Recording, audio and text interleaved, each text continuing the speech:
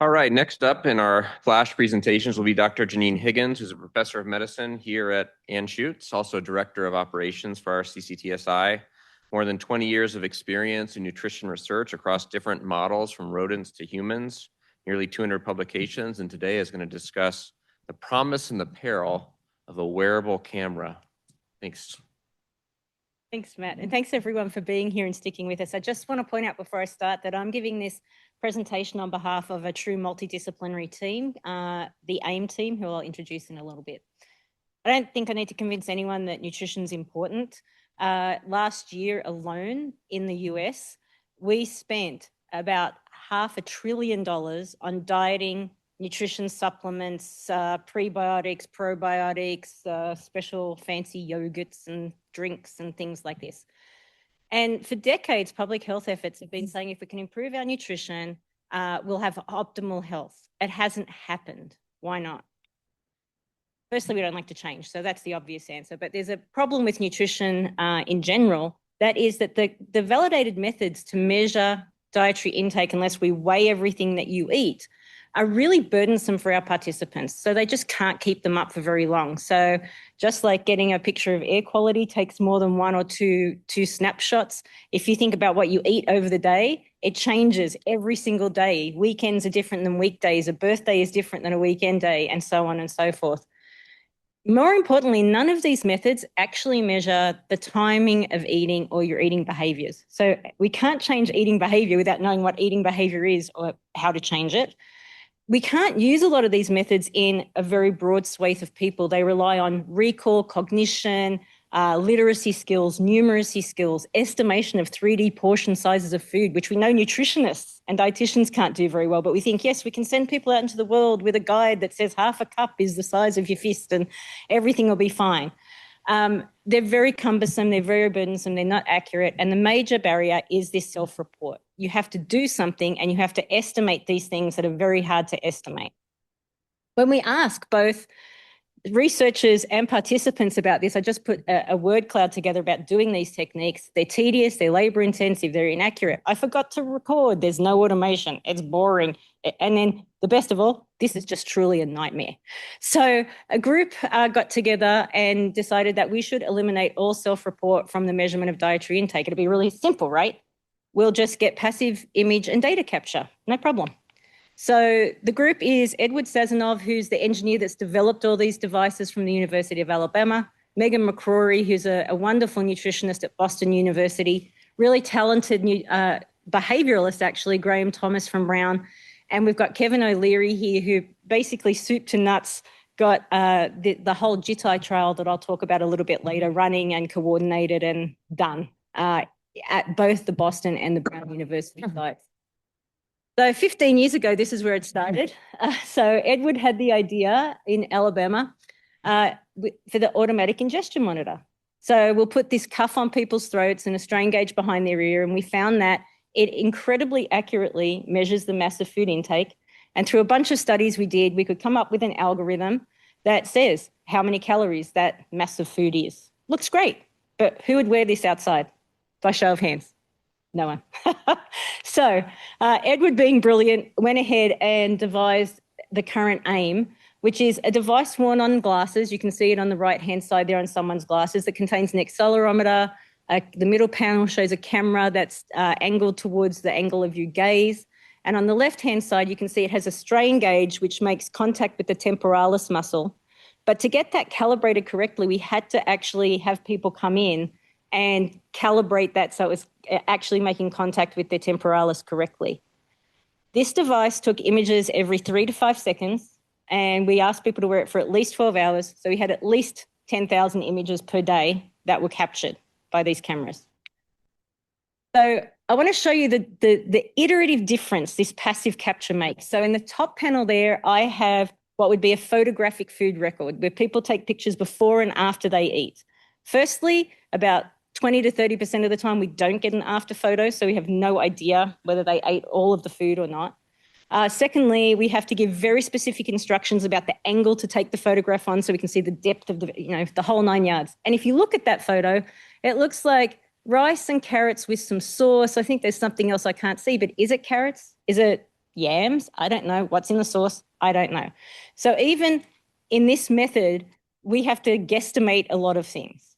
On the bottom panel, I've given you a snapshot and condensed the snapshots we get from the AIM device. You can see in this scenario, we are seeing what people pull out of their fridge, what cans they open, what they're pulling from their pantry, how they're preparing it. Are they adding oil? Are they adding salt that'll push up their sodium content? We can see where they're eating. I've cut the timestamps off, but we know where they're eating, how long they're eating, how many pauses they take, how many chews they take for different types of foods. But we can see a lot of computer screens and phones, and we get an after image so we know exactly what was left on the plate or not. So it's a huge improvement for us to be able to quantify what people are actually eating. What happens after they wear this device in the wild for a few days is that they come in and we say to them, take out any images you don't want us to see for privacy. If you had to go through 30,000 images, you would also give up. So some people were quite diligent, but most people went through about 150 to 300 and went, yeah, it's fine. I'm done. And so those images then come to the CCTSI Nutrition Core, who are an integral part of this AIM group, where the nutritionists actually estimate from all the images what was eaten. It's incredibly time consuming, which would make it incredibly expensive in real life.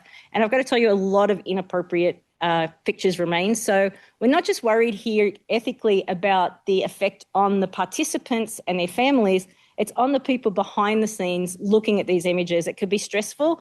And for some people, in some circumstances, it did create trauma.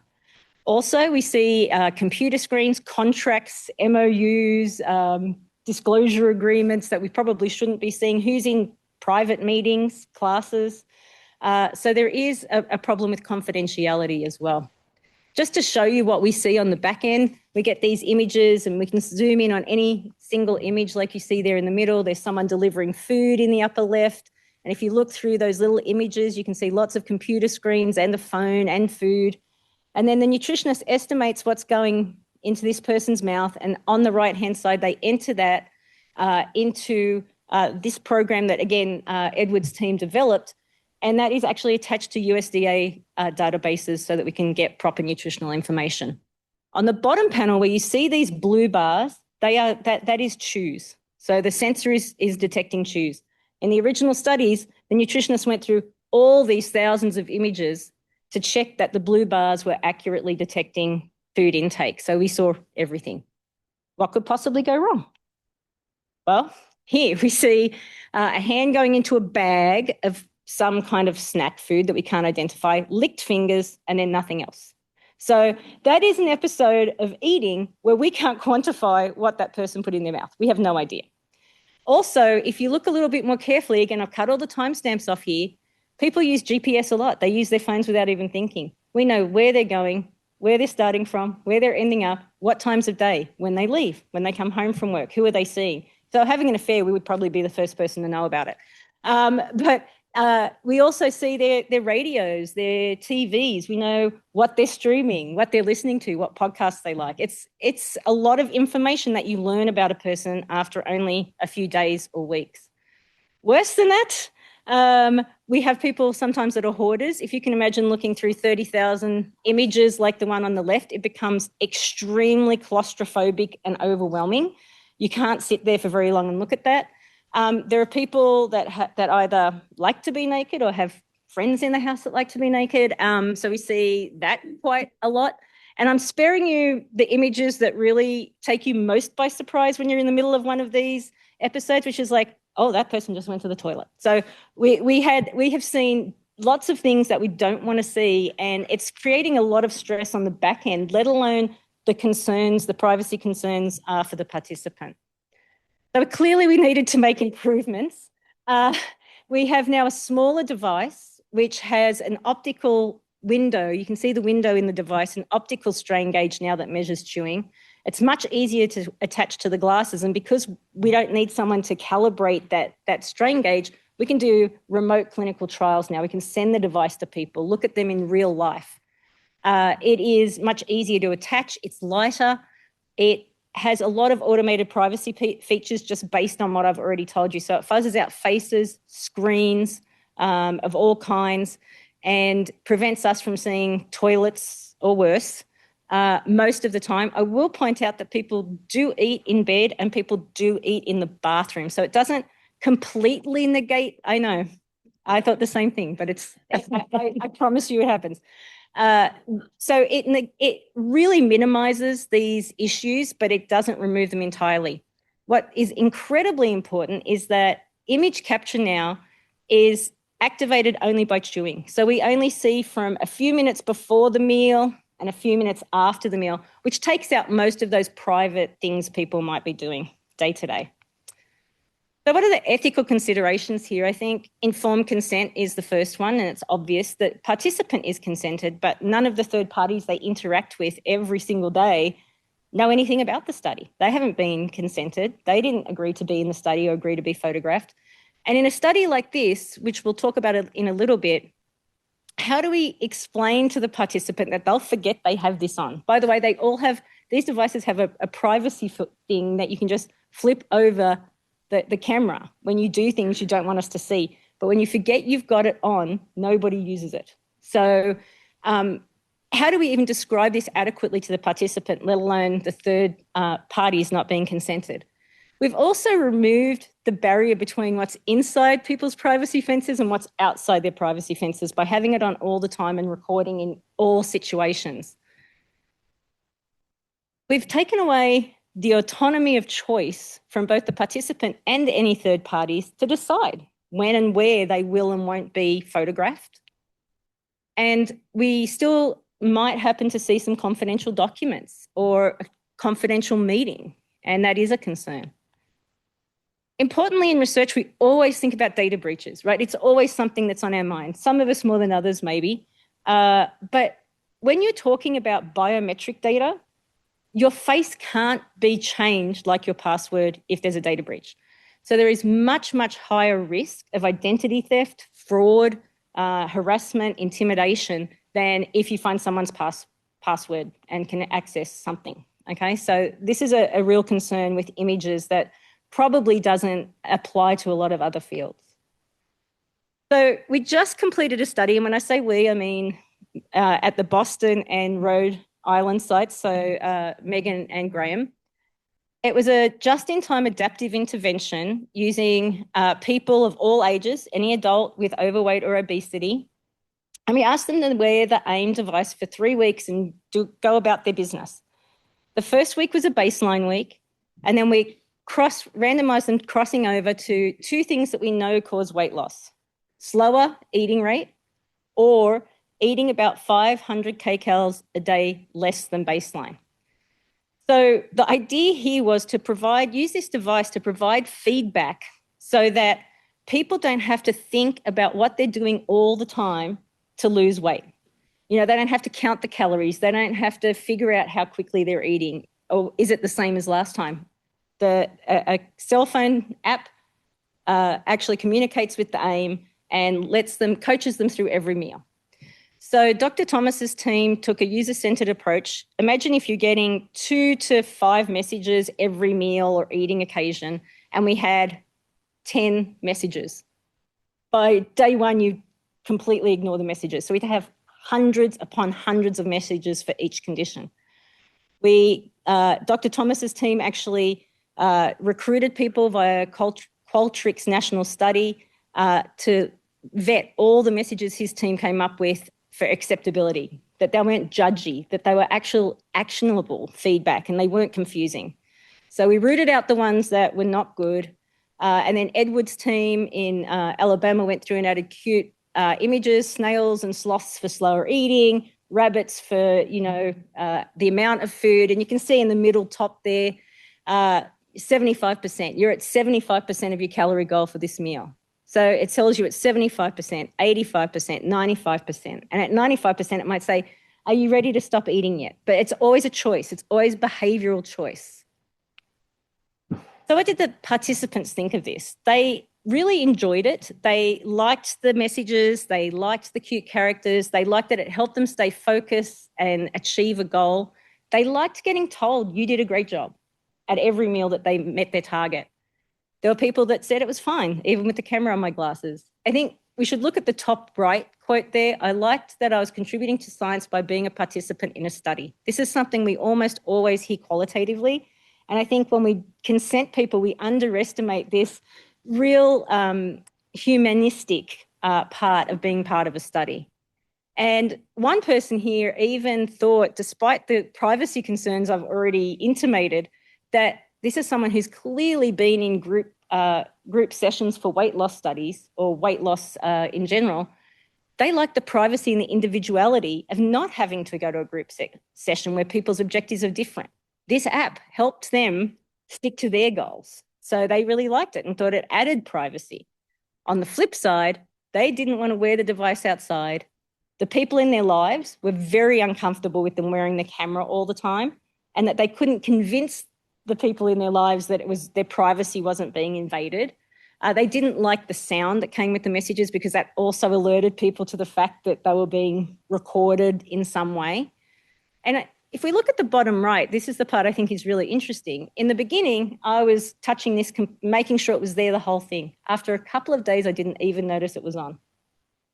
That might sound incredible, but just given the fact of the pictures we've seen that people don't use the privacy screen and they do forget it's on, that raises risks that they're not cognizant of all the images that we are seeing. So it's a big deal. People record everything and put it on social media every day. Everything's out there. You've got our first responders wear cameras. GoPros are everywhere. You can't go skiing or snowboarding, and it doesn't exist unless you GoPro it. And then there's Google Glass that got retired but is coming back. There's wearable video cameras for vlogging. There's Insta glasses by Ray-Ban on the bottom right that cost about $500 or $600. And then, of course, you've got some other glasses for Snapchat. You've got Snap Specs. So people pay hundreds and hundreds of dollars for these. So why do we care? I think one of the things about our devices is that we've blurred the line between public and private spaces. And even when people record themselves in private spaces, it's active capture. And that's the difference between our passive capture device that is just snapping away and you forget it's doing it versus someone touching something on their glasses to record and then touching something to stop recording. And they also have the choice whether to post it or not once it is recorded, whereas the device is sending us these photos all the time. It runs the risk of third parties becoming innocent bystanders here. They haven't chosen to be part of this. And we still run the risk of seeing some things we shouldn't, which could breach confidentiality. So overall, I think the participants really liked the help and personalization that this kind of device can bring, but the camera definitely makes third parties uncomfortable. We have realised and would urge others to really use enhanced privacy features if you're thinking about these types of devices. But third parties probably aren't going to trust these. And from my perspective as a researcher, as a nutritionist, I am just gobsmacked at the methodological issues that we've overcome using these devices. I know that what we're getting is pretty accurate compared to what I've always been able to report before. So I'm really going around jazz-handing about it, and people go, oh, it's so cool, it's so cool.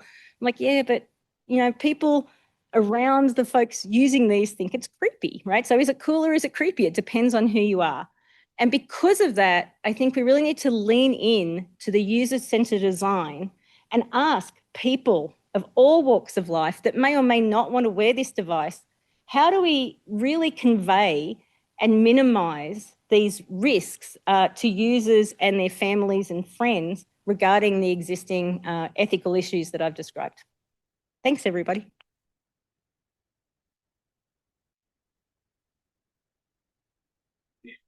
Think about again, time for a couple of questions.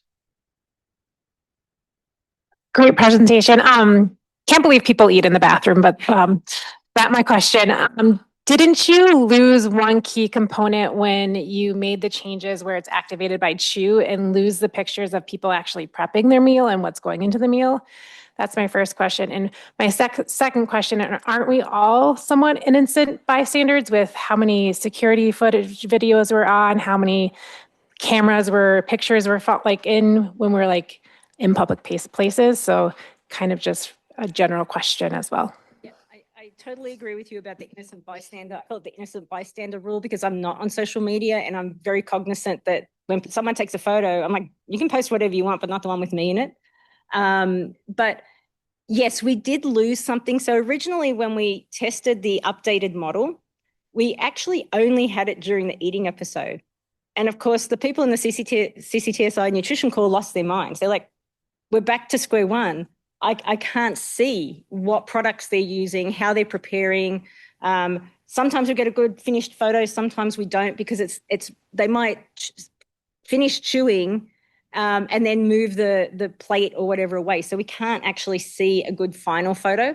So what the engineers did was give us some time before and after that eating episode. Usually it's long enough, but you're right, we did lose something and sometimes it's not quite long enough, especially if someone's cooking a family meal or something like that, which we used to see the whole preparation episode. Now we see more the finishing of the cooking and the plating and so on.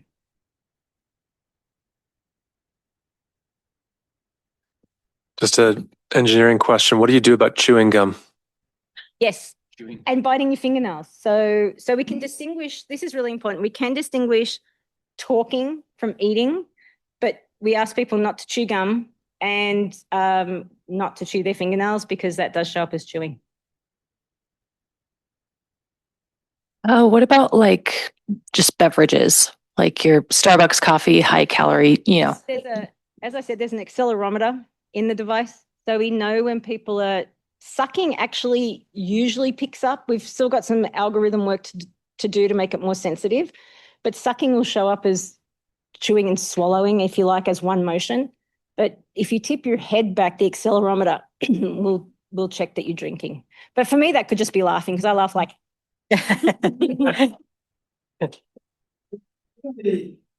Stressors on the human evaluators and also the labor intensivity of it, and the privacy concerns.